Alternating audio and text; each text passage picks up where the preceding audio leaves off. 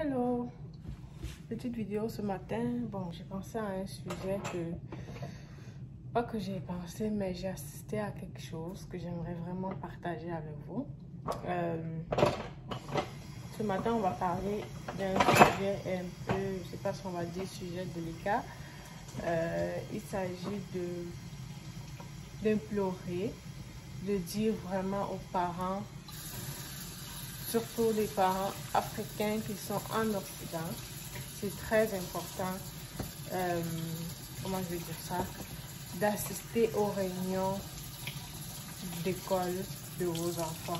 Que ce soit les réunions, si tu as un enfant à la garderie, si tu as un enfant à l'école, c'est vraiment important d'assister aux réunions. Je vais vous expliquer pourquoi.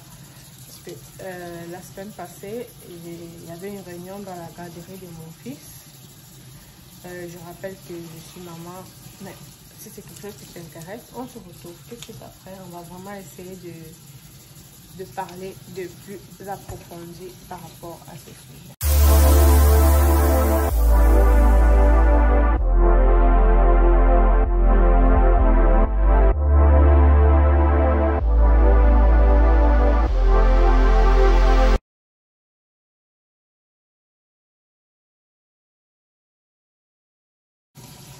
C'est ça, comme je t'ai en train de dire la semaine passée, je pense que c'est la semaine passée, oui. Désolée, je suis en train de faire ma vaisselle à un moment. Je t'ai invité à une... Pas que je t'ai invité, on a convoqué une réunion dans la garderie de mon fils. Mon fils, il a 17 mois, parce qu'il va encore à la garderie. Et moi, j'ai un bébé de 2 mois dans les mains. 2 mois ou 3 mois. 3 mois dans les mains. Je me mélange un peu avec les dates et tout. C'est ça. Fait que, avant de commencer, je vais me présenter. Je suis Judikaël. Pour ceux qui sont nouveaux sur ma page, bienvenue sur la page. Merci d'avoir cliqué sur la vidéo. Je suis Judikaël. Je suis maman de 2 enfants. Je vis au Canada depuis 2015. Je suis maman de 2 enfants, mariée. C'est ça. Ce matin, on parle de l'importance.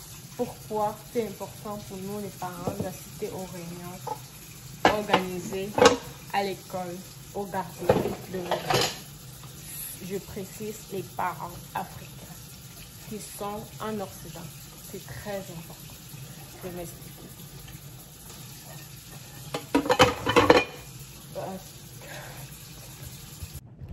C'est ça, j'étais en train de dire que c'est vraiment important de nous, en tant que parents, d'assister aux réunions organisées par les garderies ou bien l'école, surtout les parents qui sont en Occident.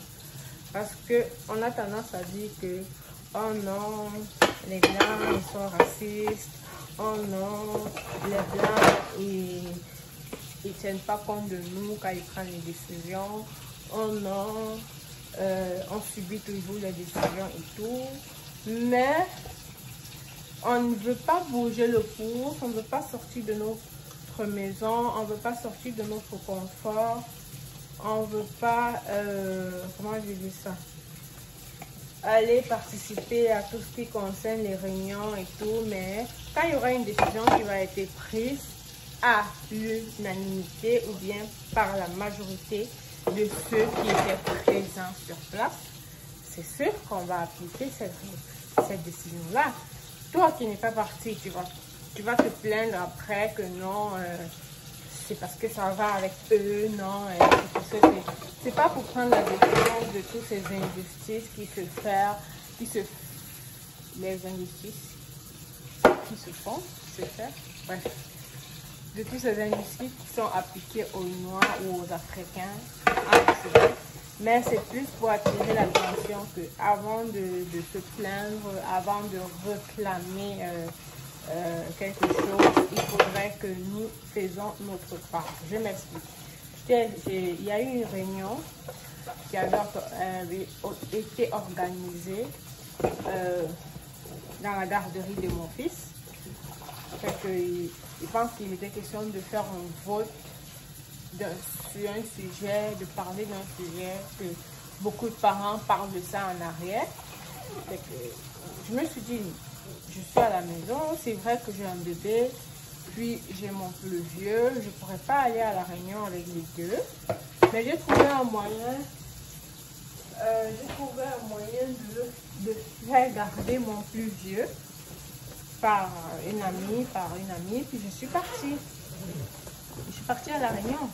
Et qu'est-ce que la chose que j'ai le plus remarqué, je veux dire, ce qui me fait vraiment penser que c'est important que j'en parle, c'est que bizarrement, à ma grande surprise, quand je suis arrivée là, dans la salle, il y avait 150 personnes. Devinez quoi? Je dis bien 150 personnes. Oui, on est au Canada. On a organisé une réunion à la Darterie où il y a tous les parents. Il y a les parents africains, il y a les parents blancs, il y a les parents français. Mais je vais juste m'arrêter à blanc et noir. Il y avait 150 personnes dans la salle. Puis on était juste 2 Africains. Je dis bien 2 Africains sur 150 personnes. Moi, j'ai trouvé ça un peu bizarre. À la limite, je me suis sentie comme, ouais, c'est vraiment flagrant. C'est vraiment, comment je dis ça? Comme ça se voit, comment c'est interprété. On s'en fout de ce qui se passe. On va dire que non, je suis occupée. J'aurais pu dire que non, je ne peux pas aller avec mes 2 enfants parce qu'il n'y aura personne pour les contrôler. Mais parce que je savais que je ne peux pas aller avec les 2, mais j'ai trouvé un moyen. J'ai fait garder mon plus vieux. Puis je suis allée avec le plus petit, il a juste 3 mois, c'est plus facile de le gérer.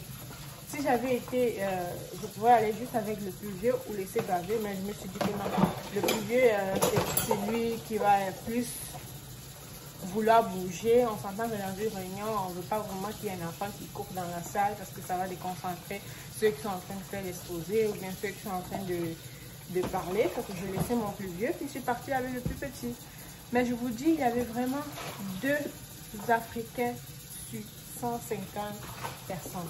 Je trouve ça vraiment dommage. C'est que ce jour-là, on a fait la réunion, on a essayé de parler de certains points, puis on a fait un vote. Mais c'est sûr que les 2 qui sont allés ne vont pas voter pour tous les Africains de la galerie. Ça ne marche pas. Et après, quand la décision va se prendre, on va dire, oh non, les Blancs, non, non.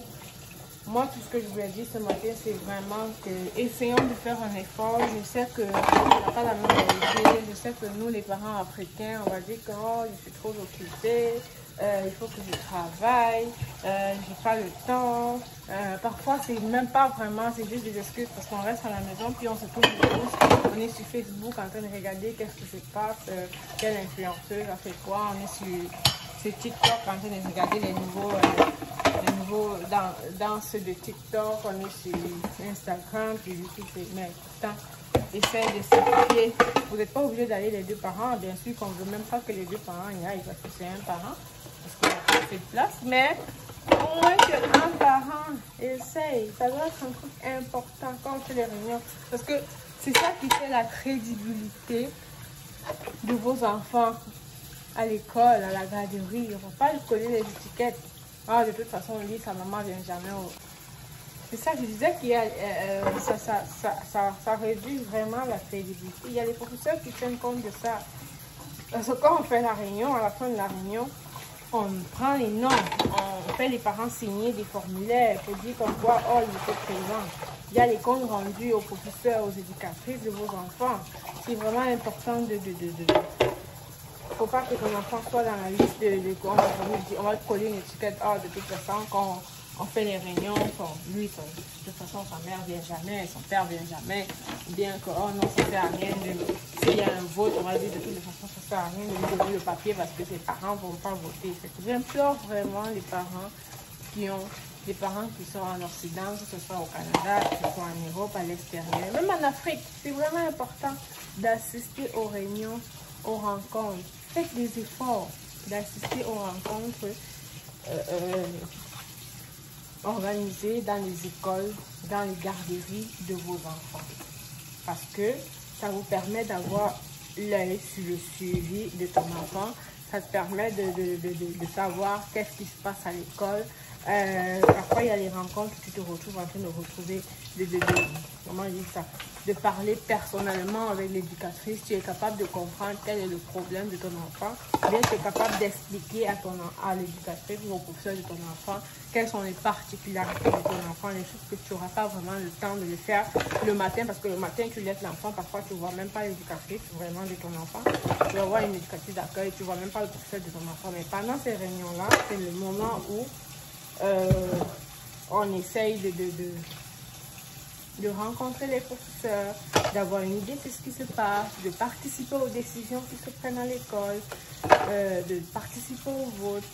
Enfin, après, on ne va pas se plaindre que, oh non, moi je ne sais pas qu'est-ce qui se passe, oh non, c'est monté, c'est descendu.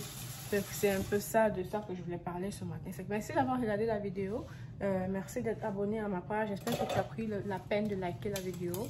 N'hésite pas à me laisser un commentaire si tu penses que vraiment ce que je dis c'est quelque chose que tu as aussi remarqué, ou bien si c'est quelque chose que tu fais, je t'invite vraiment à continuer. Si tu es un parent qui n'assiste pas aux réunions de tes enfants, je t'invite vraiment à commencer à trouver le temps. Si tu es même monoparental, fais l'effort, essaye.